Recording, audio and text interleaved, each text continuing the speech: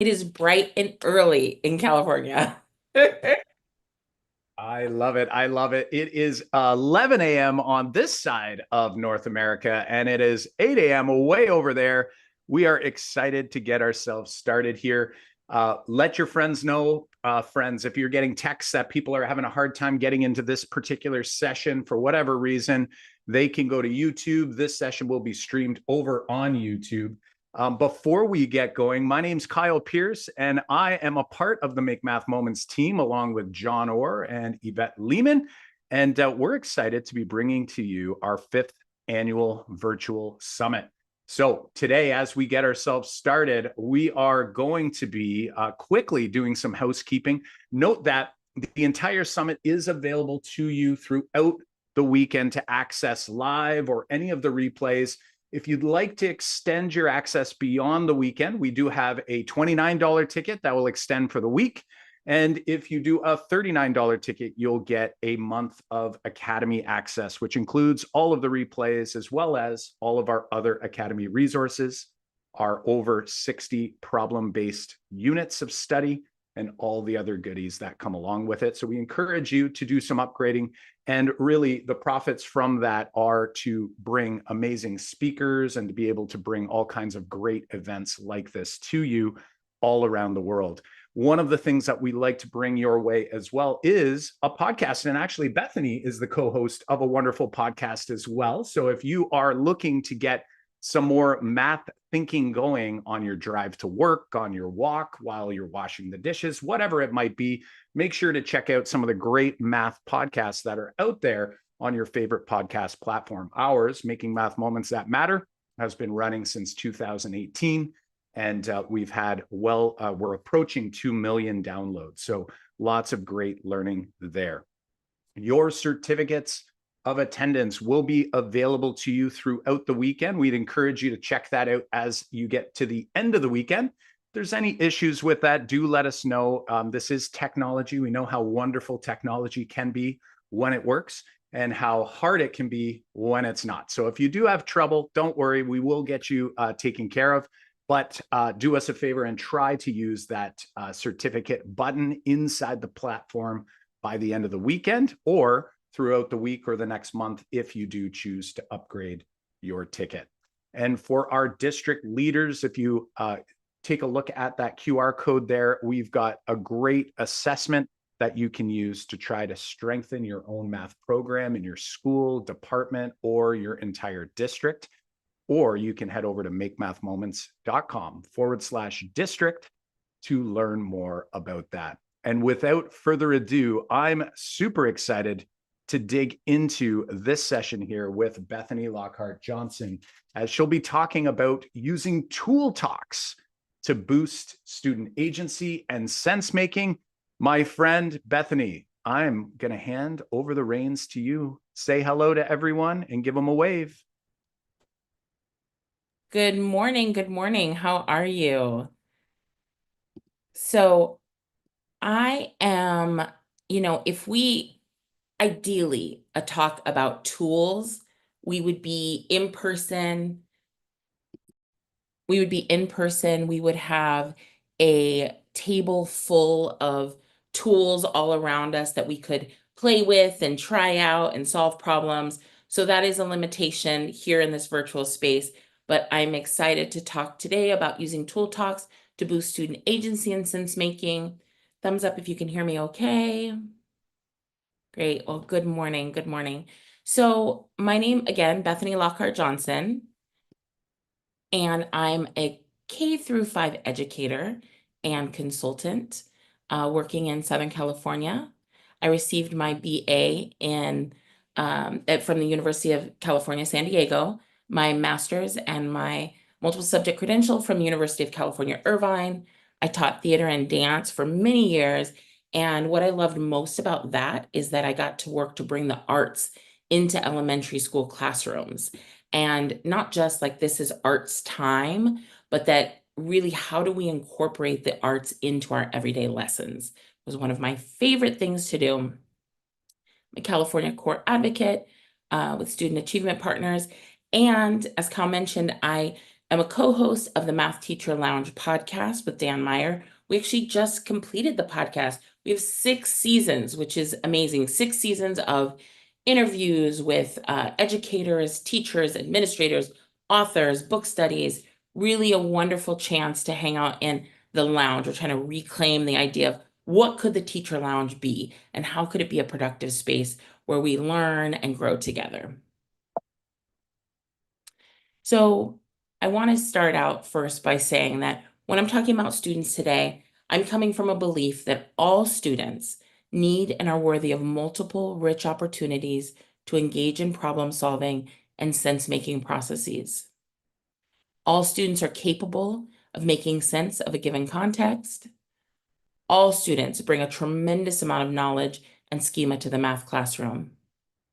And all students are influenced by our disposition of mathematics and our classroom environment. And I want to make sure that I center the students and remember that if something we're doing in the classroom isn't working, how do we shift to make sure that, again, this is about those students and all the things that they're bringing to the problem-solving processes? How can we create an environment where the sense making is happening in a joyful way in our math classroom? So this slightly grainy picture, apologies, of my student Brian. I want to start with this picture because this was a moment that I felt such like it was such a moment of, I want to say pride, of just excitement. Brian had gone to his desk and was working on a story problem. And when I was walking around, excuse me, came over to him and asked him what he was doing. And he told me how he was using these tools. And I asked him if he could, if it would be okay if I shared what he was doing. And so he let me take a picture. And then I went over and I did it during our share out. And this share out, this particular, all of the share outs, the goal was that it was student led. And this student, Brian, he really took ownership of how he had solved the problem. He used these tools in a way that made sense to him. He had selected the tools and he shared out how it made sense to him. So I think there was a major shift when I started thinking about tool use, because prior it had been like, well, the student got it correct, so they got it right. And what I started to see is the more students were able to explain their thinking, solve the problems in ways that made sense to them, the layers upon layers of understanding deepened. So whether or not the answer was initially correct or the right answer, this got it was much more, wasn't about the correct answer. It was about what their process was and how are they making sense of it. So today I want to talk to you about a couple of things. I want to talk briefly about the what and why of tool use in the classroom, using tool talks to introduce tools, why student tool choice matters, and I want to make sure I leave time for the but what ifs, because it's not as easy as just bring out the tools, right? Like we have legitimate concerns that I want to make space for. So let's start with the what and the why of tool use. So I think my shifting around tools started around when I read this article. This was from 2016, and the authors were talking about how can we use tools in our problem solving. And a couple of questions that I invite us to consider as we're spending this time together. What does tool use look like in your classroom now? What does it look like? And when we use tools, are we telling kids what tools will make sense for them? Are we telling them, like, today everybody's using the 2-color counters to solve this problem? Or are we letting them decide what will make sense for them? Where are your tools stored? Are they easily accessible? And do you celebrate the use of tools in the problem-solving process? So this was my mentor, Jennifer Shermont. This is her TK classroom. And I love this because, first of all, today they were exploring with 2-color counters. It wasn't her up at the front telling them, this is how we solve this problem. Every single student had 2-color counters. They had 10 frames. They were all making sense together. She's on the floor, sitting with them, making sense together. And an experience I had in her classroom, I was talking with a student and he wanted to tell me that he knew what 3 and 2 was. He goes, I know 3 plus 2 is 5. And I was like, wow. And yes, I believe fluency is really, really important. And we want our fluency, our facts within 5 in kindergarten. But he was so proud of this. And I said, well, how did you know that? What? Tell me more. And I said, would you show me? We had some Unifix cubes out. And the look of fear and panic on his face when I showed the tools. He knew the line 3 plus 2 is 5. But when I actually asked him to tell me about it, and not in a pressure way, not in a this is an exam way, but can you tell me, show me your thinking? The panic was real. And so that really showed me that this understanding was there on the surface, but it wasn't a deep conceptual understanding. And I did a little more digging, talk to my mentor, and she had said that his parents had enrolled him in a program that's like a after school, I won't name names, program that focuses on like giving students a boost in mathematics. I have no doubt that the parents enrolled him in this program outside of school to help him gain confidence in mathematics. But what was happening is, yes, he was learning the song 3 plus 2 is 5, but he didn't understand what it meant. So again, I go back to that question. They got it right, therefore they got it. This is my son, and we were outside and he did not write high, although but I've asked him if he wanted to help draw some lines. And I reflect on I was looking for a book for him, and I found this book, You Be Mommy, and it's talking about how this very exhausted mom, it emphasized how exhausted she was, how she was going to let her daughter be mommy tonight. And they talked about all the different things she would have to do when she was mommy. And so when I got to this page, it says, I helped with homework, even math. And I didn't read this as I helped with homework, even math. If you look at that illustration, the illustrator is really clear that it's more, I helped with homework. Oh, even math. Oh no, math. Right? And I look at their table. That does not look like a joyful interaction. And I'm not saying every interaction doing homework with your kids is going to be joyful, but that certainly doesn't look like it. And I wondered what would happen if they had tools out and they were exploring, they were playing, they were trying to make sense together. So oftentimes we see tool use as a way that we could actually help navigate math anxiety. And I'm in California. We use Common Core state standards. And in the standards, it's very clear that students who are successful in math, they believe in their diligence, their own efficacy, their ability to see math as sensible, useful, as worthwhile. Whereas math anxiety actually blocks that. It's defined as feeling of tension, apprehension, fear. And I navigated math anxiety for decades. And so often when I'm in the math classroom, when I'm working with students or with parents, we're thinking about, well, what could be possible if that math anxiety wasn't blocking you for sense making? And I find that tools has been one of those things when students can make sense in a way that they understand when they're selecting the tools that can help them feel more comfortable in the math classroom. We want to create a classroom where students' thinking is centered and where students feel safe to take risks. We're all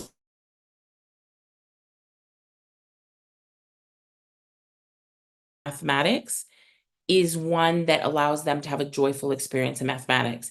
And I go back to Brian because Brian, again, was not somebody who had offered to share in math, who was interested in sharing his math thinking. But I was so proud of him that he was willing to take this risk and share how he had made sense of tools. And again, I highlight that he chose the tools that he wanted to use. He used tools in a way that made sense to him. If I was using these tools, that's not how I necessarily would have lined up. I wouldn't have chosen those particular tools to solve this problem, but it wasn't about me. It was about him and his sense making. And I also want to point out that his table mate was using their fingers. His table mate said, I'm going to use my fingers. So let's talk about tool talks. So in my classroom, this is one day I'm holding up a tool, and the key with the tool talk, I find, it's not just this. I may be showing them or reminding them of a tool, but with a tool talk, my goals are to get those tools to the students in their hands as quickly as possible. I don't want it to be about me holding the tool. I want it to be about them working with the tool within reason, safety first. So yes, I'm going to maintain and set specific limits. There is a, if they're using the two color counters and they're rolling it or they're flipping it, whatever, great. If they're using a pencil to stab the two color counter, that's not how we take care of this tool, right? So there are limits, but I don't want to make it a long list of things. I want them to use it in a way that makes sense. I want to give them time to explore with the tool first. Then I want to name it so we have a common shared vocabulary, add a picture of the tool to our co-created class chart.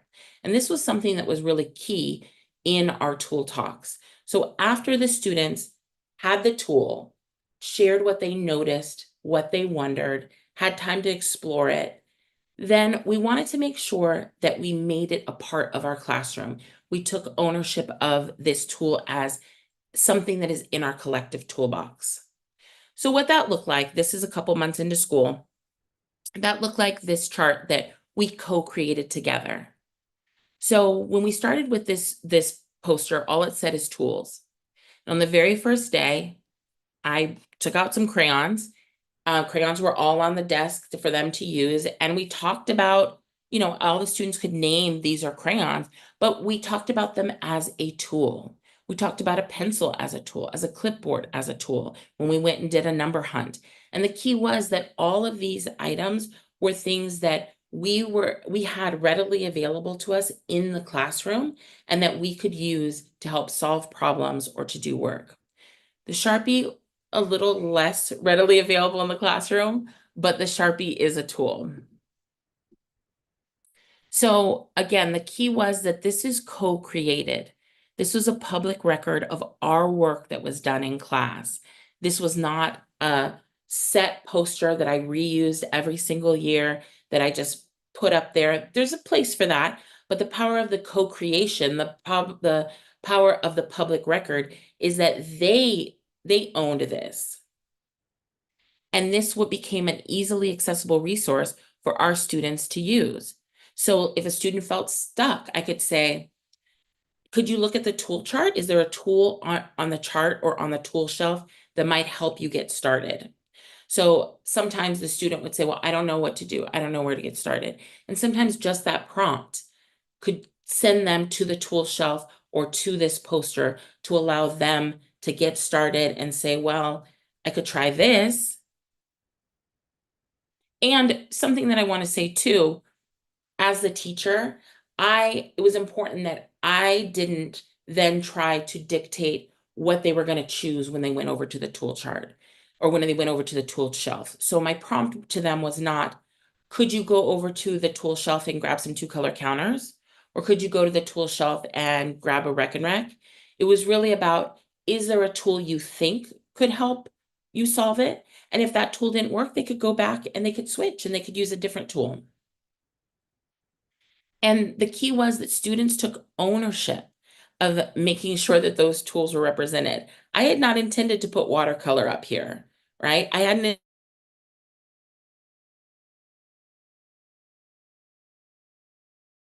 We have to put it on the tool chart. We have to put it on the tool chart.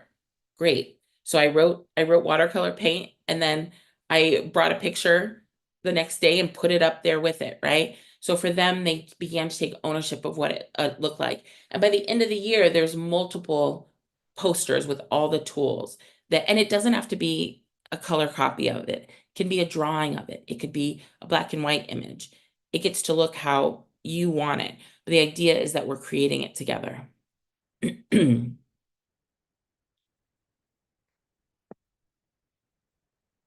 So after we add the picture and the name to our co-created chart, we're adding that tool to the tool shelf. And what I want to say about the tool shelf is that it is in prime real estate. So classroom space is precious, especially when we have, 30 plus kids in our class and we're trying to, I mean, the dance of trying to figure out how the tables are going to go. But I wanted my tools, our tools, to be somewhere that the kiddos could easily access them. I didn't want my tools behind cupboards that they had to get my permission to open. I didn't want my tools under, behind something where things had to be moved out of the way, where there was a production to get to the tools. They knew that I was prioritizing tool use, and one of the ways they knew that is the placement in the classroom. Just like I have tons of books out in my classroom, they needed to see that these tools are also something that are out and are important. And then the other key with a tool talk is making sure that when we're doing a share out, that I highlight the way a student is using the new tool. So let's say that day we did a share out of a problem, and that the tool talk that we had most recently done was a two-color counter. So the way it might look is we talk about a two-color counter. The students have had time to explore. This is the first time they've used it. They've had time to explore it. We've talked about a couple rules. Well, yeah, you can roll it, but you know what? We're actually not gonna poke holes in it because then it'll be damaged. We won't have these to use. They've had time to explore. We've added the picture and name to our co-created class chart, and the tool is on our tool shelf. And then when I'm walking around, when they get to choose what tool they want to use to solve the problem. And when I'm walking around, if I see a student that's using that tool, I'm going to find a way to incorporate that into the share out after the students have had time to solve the problem so that I could highlight a way that the student chose to use this tool. But again, the key is that I want to keep celebrating the other tools that were chosen too. And I also want to say that tool talks aren't happening every single day. There are plenty of times where, we are, let's say they have this tool chart, these are hanging up on the wall. And after we launch a problem, I might say, and remember, choose a tool that could help you get started. So this isn't something that's happening every day, but when it does, I want to make sure again that it's a tool that it has now been entered into our classroom space, into our collective toolbox. And so I gave the example of like with the crayons, something that may seem simple, but again, there's also ways that you want to incorporate the procedure into it. So what happens if a crayon breaks, or what happens if they don't have the color that they need? So as we're workshopping with these tools, I'm also incorporating my procedures and our routines in the classroom. So there's a spot where a broken crayon could go. There is, what could you do if you don't have a crayon? Let's say that didn't come up in our tool talk, but then as students are solving somebody's raising their hand and saying, I don't have this color, I don't have this color. We can do a mini pause and say, what could we do if we don't have this color? And so that students can practice with, what do we do if this happens? Where does this go? What do I do if my pencil breaks? Where can I get a sharp pencil? And a lot of my examples are K-2 because that's my land. That's where I find joy. But I want to emphasize that tools are not just for our youngest students.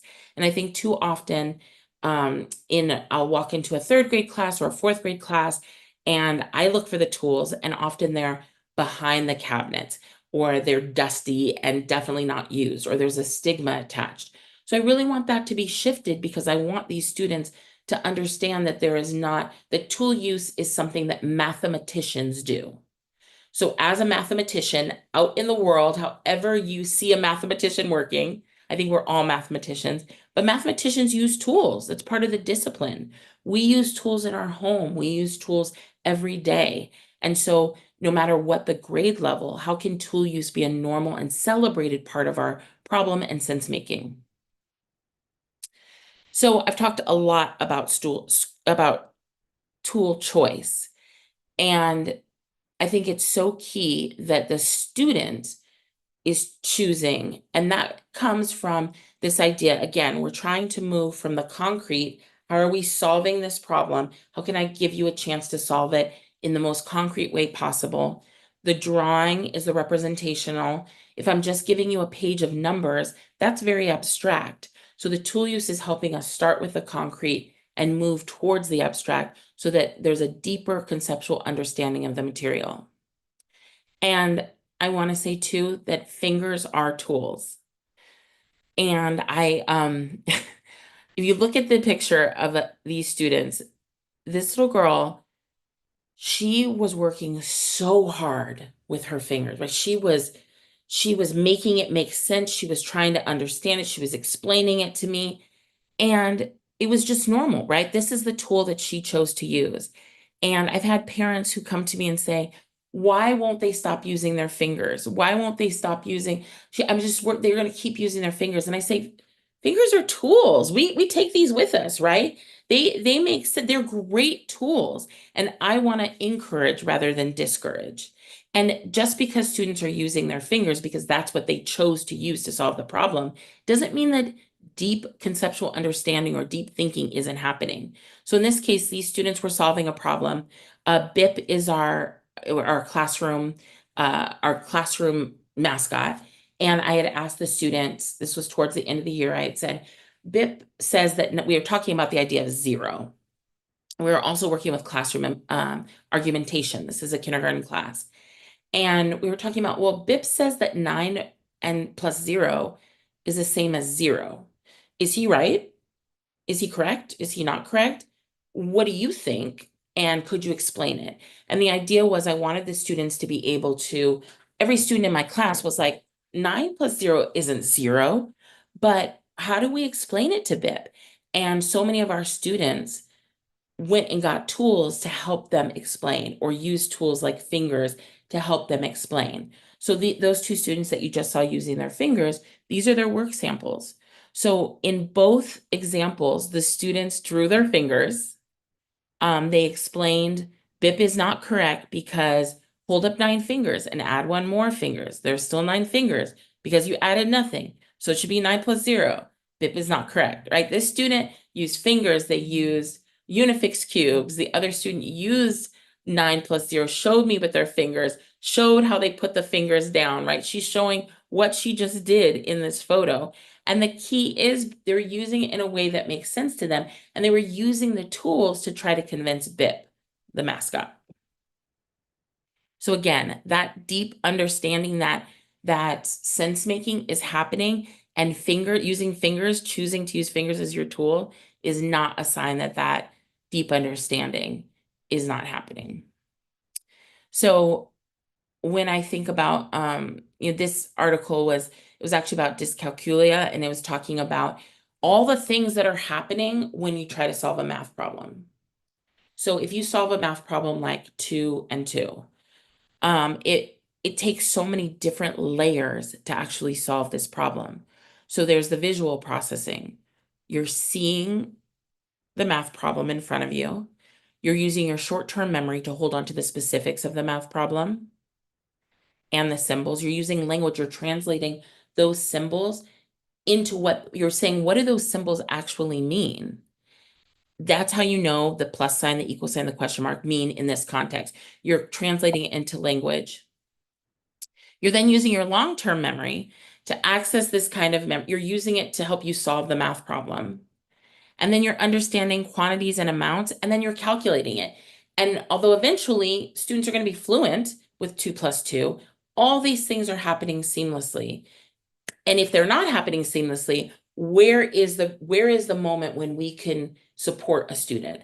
And sometimes that moment can be making it more concrete and having those tools in front of them so that the weight of the short-term memory or the weight of the translating what these symbols mean or what the joining process looks like is not all mental, that tool use and showing it and representing it is very powerful. And in the Common Core state standards, we have the standards for mathematical practice.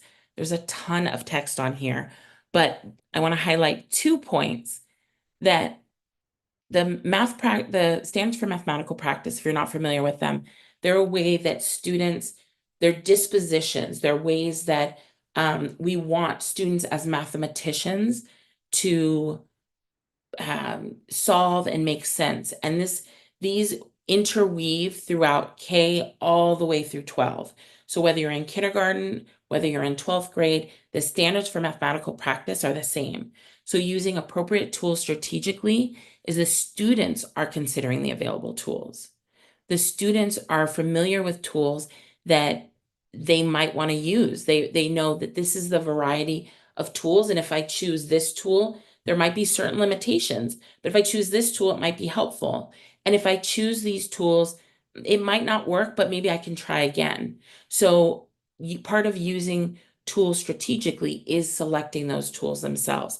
And again, this is part of the standards for mathematical practice because mathematicians use tools.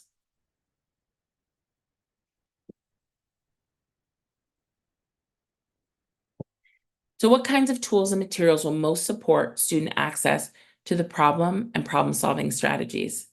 Again, this was an example of the chart that we created, but what could that look like in your classroom? And if you're in upper grade, how could these tools, if you started off a conversation with your students about a pencil and how that's a tool, what would that look like? What would a conversation about a clipboard look like? What would creating a culture where tool use is celebrated and easily accessible, what would it look like in your classroom? So I loved this joining of like terms and this visual representation of it, and this student saying, okay, well, if I have these Unifix cubes, I can visually see what is happening. I can see how these where these like terms are and how to join them together. I can make it more concrete. And it makes a lot of sense. I want to take a second to talk about digital tools. So Desmos, which is now part of Amplify, Desmos made so many amazing tools free and accessible online. And so now that Desmos is part of Amplify, within Amplify, not only are the Desmos tools available, but Amplify also has a program called Polypad. And if you're not familiar with Polypad, it is an amazing resource. There's actually a Polypad art contest where every year where students use these tools to create these amazing works of art. And the list of tools that are available are long. And I want to point out a couple. So if you look on the left, so there's the hand tiles, there's the abacus, the rec and rec. My first choice would always be that these tools were in students' hands because I want that concrete. But I do think that the digital can be important. And I want my students knowing how to access digital tools. And when, especially in the younger grades, let's say with the rec and rec, it may be an instance where I project the rec and rec and I have some covered and my students have the rec and rec in front of them. And I'm asking them, I'm covering two of the beads, and I'm asking them, okay, I have 10, how many are covered? And the students are using the physical rec and rec in front of them to figure out the unknown quantity. And again, the idea is I still want as much as possible for those tools to be in my students' hands. There are ways to do both, to use the digital and to have the tools in their hands. And I've seen great tools, like for example, there's ones where the tools are animated or the dice spins, or, there's things that the 10 frame, the 2-color counters, these tools, I don't want to write them off because I think that there is so much power in using the digital tools. But again, my focus today is on how do we get those physical tools in the students' hands.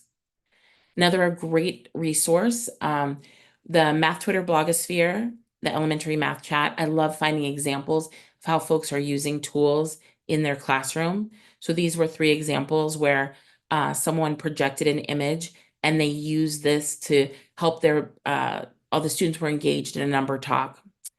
Post-its, they were using a toy to represent a graph, using these objects, these concrete objects in their classroom.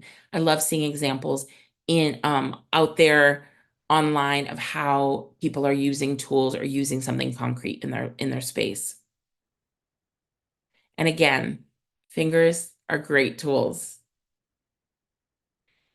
I want to wrap up our time together talking about the what ifs, because I think that this is all well and good. And if you're thinking, oh, this is all well and good, this is, I'm with it. I think the tools are great.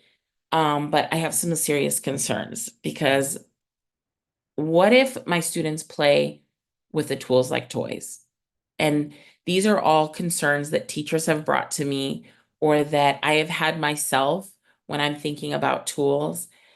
And I want to tell you that's probably going to happen, right?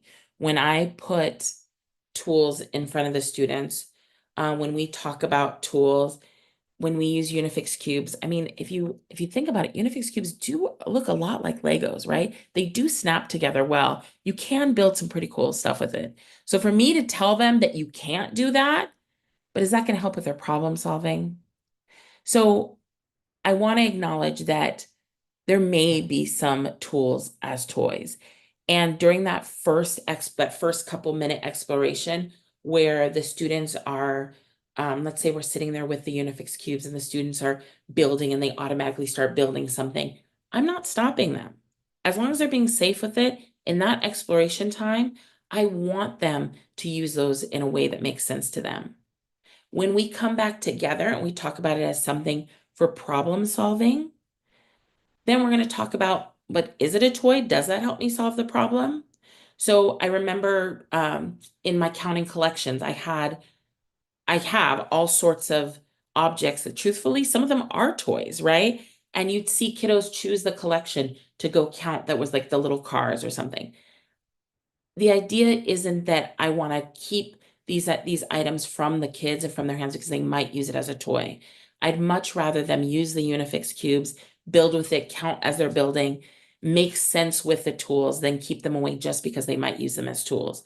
And I do set limits. I do say to the students, well, but today we're using them, you're using them, and I see you're using it as a toy, but I want to know, how are you using them to solve this problem? How many do you have? What did you do? Tell me what you did. And so especially in that first exploration phase, I am not telling the students that they can't stack or build or flip or roll. Again, we talked about like what I am saying. I am saying, we're not throwing them. That would hurt somebody. We're not stabbing it with a pencil. Because how many of your two color counters have those little holes in it from the pencil? Yeah. But that's a limit, right? That's not how we're taking care of our tools. But it's true that students might play with the tools like toys. What if I can't afford tools? So I think that's really legitimate. And I will say that the way that I solved it, one, I expanded what I thought of as a tool. So I didn't need to have, if I had a problem about rabbits, I don't need to have little toy rabbits in order for my kiddos to solve that problem, right? I could have little beads. I could have my Unifix cubes could be used for anything, right? What's on my tool shelf doesn't have to match that problem. And trust me, I have been to the dollar spot. I see those cute little erasers and I see the cute little figurines, and it is not wrong to want to have something fun and novel for your kiddos to solve the problem with. But the idea is that isn't something that is needed in order for students to get the power out of using tools. And if anything, it might end up being a bit of a distraction. So don't let that don't let that you don't have a class set of those erasers keep you uh, from using tools in your problem solving. The other thing, when somebody says that they can't afford tools, something that I really want to emphasize is that I guarantee you, if you put out crowdsourcing, if you put out a call to teachers in your school community, many people have tools that are dusty, that are sitting in the back of their closet or their classroom closet, or that are from old curriculums that you don't use anymore, or that they have more than they need, right? I had a teacher who had been there for several decades, and she had gone through two different curriculums, but she still had all of the tools from that first curriculum in her cabinet, and she was more than willing to pass them along. So crowdsourcing and saying, hey, does anyone have, I'm trying to collect some tools. Does anyone have any extras? Or in the storage closet, there's usually extra tools. And again, just because you don't have the physical rec and rec that's like with the little beads, we've made them with pipe cleaners and little beads on a piece of cardboard. And we use those as rec and recs before we had a class set. Because I think I had like 5 or 10. And I said, well, I'm not going to have some of them use it. so we all made these little, they were little square cardboard. I should have included a picture with a pipe cleaner across and the little pony beads, right? So there's ways that you can incorporate tools that don't have to cost money or a lot of money. Another fear that I hear is, what if my students become reliant on tools to solve problems? And I think that that is a legitimate concern. But what I want to remind folks is that the reason why this doesn't worry me is because the it is a natural cycle to move from the concrete to the representational to the abstract. So from that concrete moment when I'm using the tools in front of me to figure this out, to make sense of it.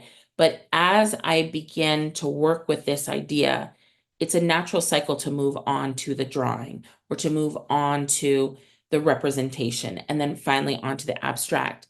And I've seen students go get tools to out of habit, right? And I don't discourage it, but I also don't tell students that they have to use tools. If a student finishes and I may ask them, can you show me with a tool?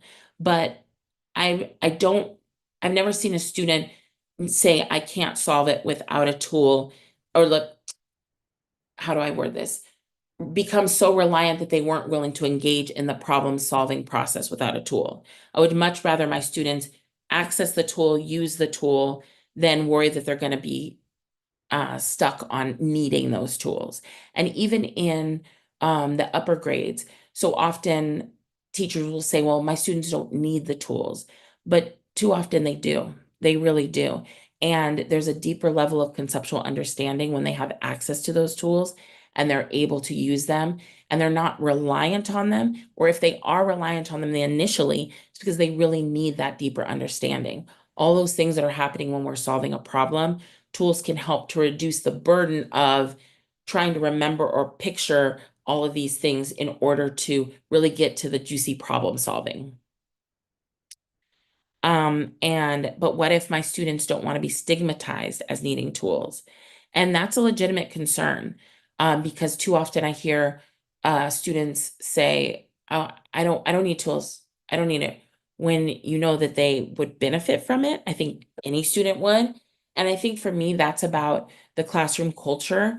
And that goes back to that day one when I'm talking about what a tool is and I'm celebrating when I see somebody go to the tool shelf. I'm creating a class culture where we just use tools. And one of the biggest things I talk about is, you know, mathematicians use tools.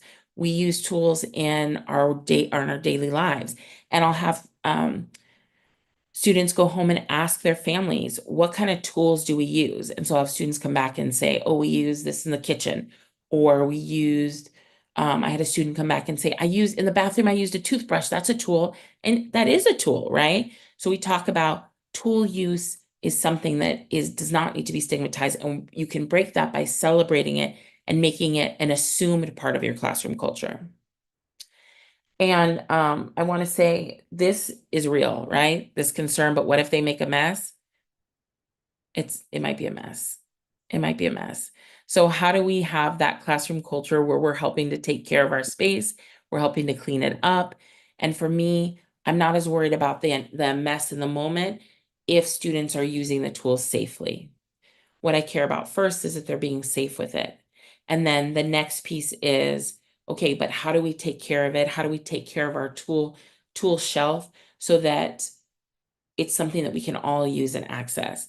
And there have been plenty of times when a tool talk has gone awry and I look around my classroom and it is a mess. And I say, well, that didn't go well. But then when I see a student the next day go and pick up that tool and go use it, I have to reframe like, well, what didn't go well about it? Didn't go well because it felt a little stressful. It's okay. And if your first 5 tool talks feel a little messy, it's okay. If you've been doing tool talks for a while and then one of them is messy, it's okay. This is you're modeling for your students how we work through the mess, what we do when something doesn't go the way that we'd want it to go. What we do when we are trying to solve a problem or revisit something that didn't go the way we planned. And I think tool use can be a part of a classroom where it's an environment where students feel safe taking risks as they share their sense making. And I want us to consider a space where students solve problems in ways that make sense to them. Classroom routines help broaden what doing math looks and feels like. So, thinking back to that mom and the little girl who were doing math together with all those question marks and that panic, we're doing math. What could math look like and feel like? And where tool use is a part of the sense making process and it's celebrated. This picture of this little girl, she had it was a problem about, how many chairs do we need for this party? And she had used these Unifix cubes and she had the cubes out and then she had cubes on top and then she had the another cube and I'm watching her, but I couldn't quite understand, but I held back, that impulse to go, but there's so many, what's how, I held back. I wanted to see how she made sense of it. And when I asked her, she had used the Unifix cubes as the chairs, and then she had Unifix cubes as people. And so for her, she kept it straight in her mind. And then when she actually went to go draw it, you can see the little on the little chairs. She went to go draw it, she drew people and chairs, but the little cubes made sense to her. She used them in a way that made sense to her. And when she got up and shared it, she wanted to share her work and how she made sense of it. And again, the messy middle or when the solving is happening might not make sense to them or to us at first. But the idea is that we're helping them, we're creating a space where that mess is okay, where that not knowing or not being sure or making sense of it is one where they can take those risks. They can feel comfortable taking risks. Before I ask about questions, I want to make sure I share that there are some great resources out there. Becoming the Math Teacher You Wish You Had is one of my most favorite books. Reimagining the Math Classroom, 5 Practices, Mathematical Mindsets, Extending Children's Mathematics, Fractions and Decimals, and FactsWise is a program by Dr. Valerie Henry that really focuses on that concrete representational to abstract for fluency for addition and subtraction, multiplication and division. And these are resources that I love to share if you haven't heard of them because they've really helped shift my thinking about what my math classroom could look like. And again, you can check out our podcast. We had 6 seasons that I'm really proud of, and my host Dan Meyer is a blast to work with. And you can find all of those episodes on YouTube or on Math Teacher Lounge. And here's some references that helped inform the work that I shared today. And thanks. I've loved sharing this with you. And what I hope is, I'm really excited to be a part of the Making Math Moments podcast and the conference. And I think one of the things I love about it is that all of these ideas, they're at our fingertips.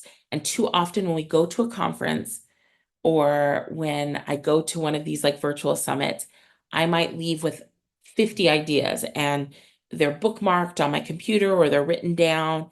And then life happens and they go in the drawer. And so how can you pick one idea, whether from my talk today or from a different talk? How can you pick an idea and try it out with a colleague, with a classmate, with somebody online? How do you make these ideas that you get excited and inspired by come to life? So no pressure to try all of these ideas, but how could you try out a tool talk this week? And thank you. Thanks so much for the time today.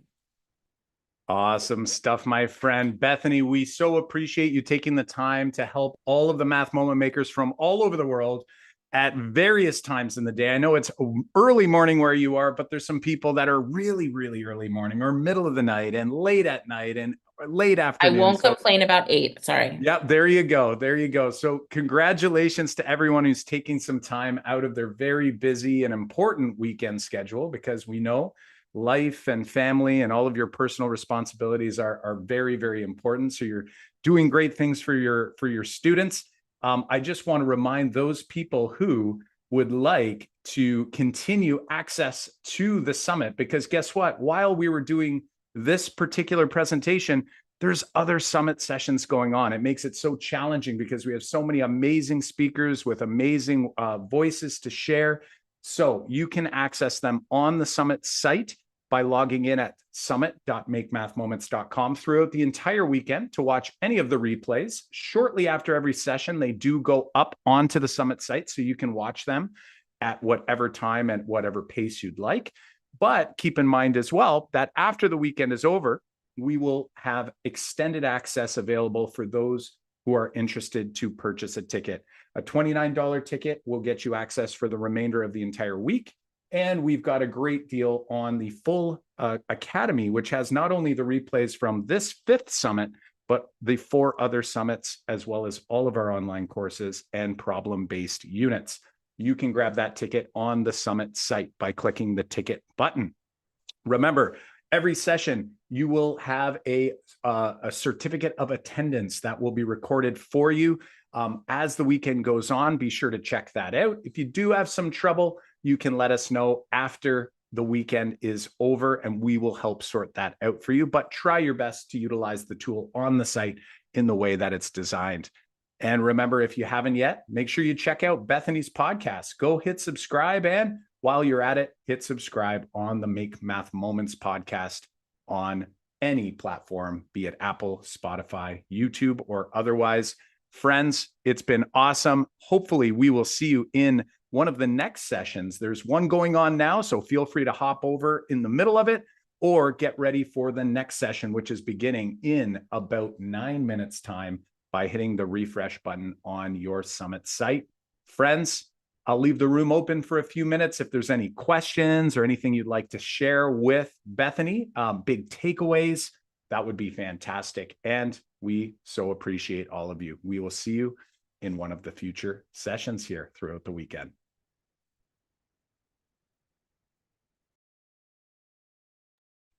I think I saw a raised hand when we were during the talk. I tend to minimize the chat. I'm going through some of it right now. Tend to minimize the chat during the presentation because I'm trying to think of my multitasking. But I did want to make sure if there was a question that I get a chance to answer it. A couple great questions coming up in the chat now. Okay, How do you store tools? Sounds like a great one. And I'm sure there'll be some others that pop into the chat here as well. So for me, I had it kind of evolved, but I just decided that I was going to use like one of those low bookshelves, and it was actually just a old like IKEA bookshelf, nothing fancy. And I had but I actually ended up adding a second one that didn't match. Or I've seen those, the ones that are like the little cubes, the little square cubes that can go. So, sorry, I got distracted by somebody's cute baby. Sorry. Um, no, you're fine. Um, and the ideal is that they were an open container. So like they're little, I should have brought an example, but little open, inexpensive containers. It could be shoe boxes, it could be anything. The key with the tool storage, I did not want anything that was difficult for the kids to get the lids on and off. I originally started with jars, these cute little jars I got at like the dollar store, and they all matched and they were so pretty. But the rigmarole for the students to take the lids off and somebody would come over and ask, and to put the lids back on. Keep it simple. So open shelf, tools out next to each other. And I did make a little label, like I drew a little picture, or I printed a little picture that went there so they knew that if they pulled those tools out, then they would know exactly where to put it back. And I saw somebody mention Montessori. Yeah, for sure. Montessori definitely inspires this idea of this open concept and the things being at the student's level and really easily accessible. There was something that I was going, oh, about the storage. Oh, and then oftentimes I'll pull some tools to the front of the classroom because, and then students can go get what they need. I don't want students to take the whole thing of 2 color counters over to their desk and then other students can't use it. It's like you go to the tool shelf, take what you need, and then you return it there at the end. Hopefully that helps. Was there another question that I missed? Let's see. We have Stephanie asking, would photo boxes work for that as well? Oh, totally. Yeah. Yeah. Photo boxes would be great. The only thing for me with the photo boxes I didn't have, I don't, I think the beautiful classroom photos, the beautiful things you see on Pinterest are wonderful, but I did not have in my budget to have like all matching containers. And what I decided was I'm not going to let me, and I'm not saying you're doing this, but for me, my brain said, oh, but I want them all to match and look pretty. And I didn't have the budget for that. So it's like, I'm not going to wait till I have the budget or till I've saved up to get all matching containers in order to get these items in the kids' hands. So if you don't have those items or you don't have something that matches, I encourage you to like, don't let that hold you back. Use a mix match if you have them. Um, Somebody said they use Ziploc bags. Yeah. And I've tried Ziploc bags. Sometimes it ends up a little bit of a rigmarole with the closing. Again, finding what works for your classroom. Because again, I want them easy to access and easy to put away. I don't want it to be something that I'm responsible for closing, or like I said, I tried jars. I quickly realized that was not the answer. They looked cute. They were very, very inexpensive, but they were it didn't work. So yeah, totally. Photo boxes. Think about when you could keep the lid off. Because sometimes lids, I know it sounds like if it's a not a see-through photo box, if you put the lid on it and so then it's not see-through, that's like one more barrier to seeing that tool and remembering it's there. So if you can have an open shelf with an open box, sometimes that can be one of the best ways that it's accessible. I saw a question. Nancy says, is there a must-have list? That's a great question, Nancy. And I don't I definitely have seen those lists. I don't have a must-have list because I never want somebody to think that if they don't have that they can't engage in tool work. What I would say is that choosing tools that where you can use them for multiple different applications. So I mentioned two color counters or sorry, I saw somebody else's comment. I mentioned two color counters or Unifix cubes a lot because they can be used for so many different things, right? And if I get and the counting bears can, but I sometimes find that students are like, well, but the story's not about a bear, right? So I have counting bears, but you don't have to have them. And so sometimes I see folks invest in these really, really darling, like, I saw a picture, was talking about all the cute, like Halloween erasers that they got for these Halloween problems that they were doing, right? And I mean, they were darling. They were darling, but um that can be a limitation because then are you going to feel like then you can't use those erasers again, right? And so I just would say to somebody who is trying to think, well, what do I have to have? You don't have to have anything. But if you're going to invest in something or you're going to go on the hunt for something in your school community, Unifix cubes can be something, the little, cubes can be something that are super versatile. And that is what I would encourage um, somebody if they were like just starting out. What would you want to have in your classroom? And I'd say Unifix cubes. And I store them as I will say the way I store them in a 10 stick. So it's 5 and 5. And so five of one color, 5 of one color to automatically visually show that 5 and 5 and the 10. So whenever they're using it, they can go get a couple sets of 10 and they'll take them over to their desk. And then when they're putting them back together, they know to put them back and store them as the 5 and 5. It doesn't always happen, but that's how I store them. And then I also have a little bin of loose cubes as well. But the ones that we have out all the time are they've been made into a group of 10, 5 and 5. Oh, and I saw somebody on here said they work in a prison and they use paper to create tools, which is amazing, right? I am for the teacher who is out there getting all those cute little objects and counters and matching bins. It is not a do what works for you, but just don't let not having that keep you from accessing the power of using tools with your students. Fantastic. This has All been right. great. I love the tip with the Unifix cubes and keeping 5 and 5 to make 10. I think that's so helpful, building that, conceptual subitizing and really getting students to feel comfortable with making 5s, making 10s, and utilizing that in their strategies, or at least encouraging those strategies to come out and come through and emerge. This has been fantastic, my Well, friends. thanks. We are at the top of the hour, but go I ahead there, Beth. apologize. Yeah, just somebody asked about lists of books or something. Feel free to message me at Lockhart EDU on I say Twitter and X, and I'm happy to provide a list of books. I think they wanted that picture of that slide. So feel free Beautiful. to message there and I'll get that over to you. Awesome stuff, my friends. This has Thank been you. fantastic. Once again, let our friend here know how this has impacted you or what resonates with you. I know some people have already been doing so. Amazing.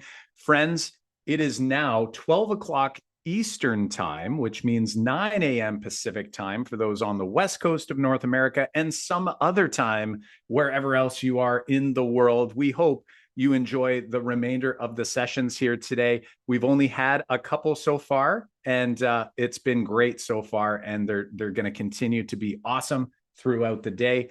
Go grab your coffee, get into your next session, and we will see you throughout the weekend. Bethany, thank you so much again on behalf of the Math Moment Maker community, and we Thank will you. chat soon.